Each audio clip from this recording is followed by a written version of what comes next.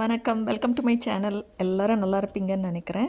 என்னுடைய சேனலில் kitchen hacks இருக்குது, டிஐஒய்ஸ் இருக்குது, நிறைய டிஃப்ரெண்ட்டான ரெசிபீஸ் இருக்குது. நார்த் இந்தியன், சவுத் இந்தியன், உங்களுக்கு வேண்டியதை சூஸ் பண்ணி பாருங்கள். இன்ன வரைக்கும் என்னோடய சேனலை சப்ஸ்கிரைப் பண்ணேன்னா சப்ஸ்கிரைப் பண்ணுங்கள்.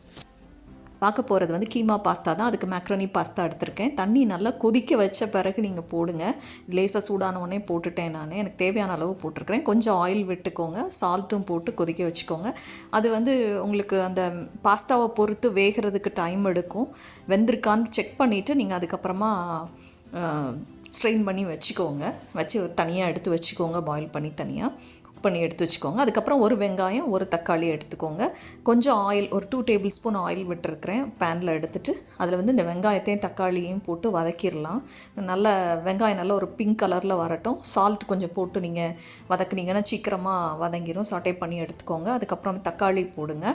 தக்காளியும் ஒரு சின்ன மீடியம் சைஸ் தக்காளி தான். அப்புறம் இந்த மாதிரி ஒரு மசாலா வேணும். அதுக்கு தேவையான பொருள் வந்து வெங்காயம் எடுத்திருக்கேன், பட்டை, கிராம்பு, ஏலக்காய், சோம்பு, கசகசா, மிளகு, கல்பாசி, இதெல்லாமே எடுத்திருக்கிறேன். தேங்காயும் எடுத்திருக்கேன். தேங்காய் நிறைய இதில் காட்டுற மாதிரி இருக்குது, அந்த அளவுக்கு இல்லை, சரியா? அரை தான் எடுத்திருக்கிறேன்.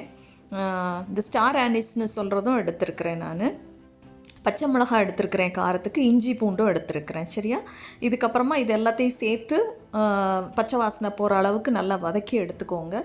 அதுக்கப்புறமா கொஞ்சமாக டர்மரிக் பவுடர் வேணும், அதை போட்டுக்கோங்க.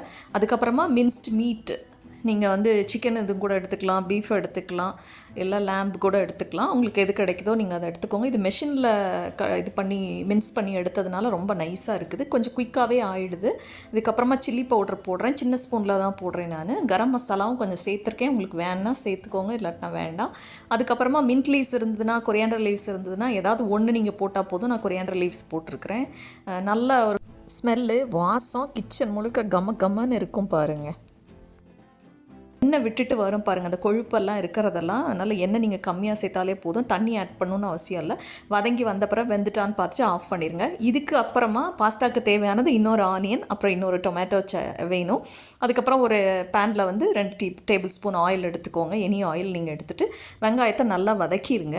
உப்பு போட்டு வதக்குனீங்கன்னா சீக்கிரமாக வதங்கிடும். ஒரு பிங்க் கலர் ஆகிற வரைக்கும் நல்லா வதக்கிட்டு அதுக்கப்புறமா தக்காளியும் நல்லா மேஷ் ஆகிற வரைக்கும் வதக்கிக்கோங்க. நீங்கள் உங்கள்கிட்ட வந்து இட்டாலியன் சீசனிங் இருந்ததுன்னா அது கூட நீங்கள் எடுத்துக்கலாம். நான் அதெல்லாம் ஒன்றும் போடலை. நான் இந்தியன் ஸ்டைலில் தான் இந்த பாஸ்தா பண்ணியிருக்கிறேன். ஸோ நீங்கள் வேணும்னா அப்படி கூட நீங்கள் எடுத்துக்கலாம். அதே மாதிரி சைனீஸ் ஸ்டைலில் பண்ணணுன்னா நீங்கள் சாஸ்லாம் நீங்கள் போட்டிங்கன்னா நல்லாயிருக்கும். நான் அதெல்லாம் எதுவுமே ஆட் பண்ணலை. இது பக்கா இந்தியன் ஸ்டைலில் பண்ணியிருக்கேன். இந்த மாதிரி ஹேண்டிலில் நீங்கள் வந்து உங்களோட கரண்டியை நீங்கள் வச்சுக்கலாம். ரெஸ்ட் பண்ண வச்சுட்டிங்கன்னா ஸ்பூன் ரெஸ்ட்டே உங்களுக்கு தேவையில்லை. இதுக்கப்புறம் மேக்ரோனி பாஸ்தாவை போட்டு நீங்கள் ரொம்ப குயிக்காக ஆகிடும் பார்த்துக்கோங்க. சாட்டே பண்ணிக்கோங்க. பண்ணிவிட்டு இதுக்கப்புறமா அந்த லெஃப்ட் ஓவர் இதில் தான் நான் பண்ணியிருக்கிறேன் பார்த்துக்கோங்க. கீமாவை போட்டு நீங்கள் லாஸ்ட்டில் வந்து நீங்கள் மின்ட் லீவ்ஸோ அல்லது கொரியாண்டர் லீவ்ஸோ போட்டுக்கிட்டிங்கன்னா இன்னும் ரொம்ப நல்லாயிருக்கும். கிட்டத்தட்ட ஒரு 5 to 10 மினிட்ஸில் ஆகிடும் பார்த்துக்கோங்க. பாஸ்தா இருந்ததுன்னா நீங்கள் ஒரு 5 மினிட்ஸில் இது ரெடி பண்ணிடலாம். ரொம்ப குயிக்காக பண்ணலாம். பிள்ளைங்களும் நல்லா லைக் பண்ணி சாப்பிடுவாங்க. செஞ்சு பார்த்துட்டு எப்படி வந்ததுன்னு சொல்லுங்கள். இன்ன வரைக்கும் என்னோட சேனலை சப்ஸ்கிரைப் பண்ணாதவங்க சப்ஸ்கிரைப் பண்ணுங்கள். தேங்க்யூ ஃபார் வாட்சிங், சப்ஸ்கிரைபிங் மை சேனல். பெல் ஐக்கனை டச் பண்ணுங்கள். அப்போ தான் லேட்டஸ்ட் அப்டேட்ஸ்லாம் உங்களுக்கு கிடைக்கும். Have a good day.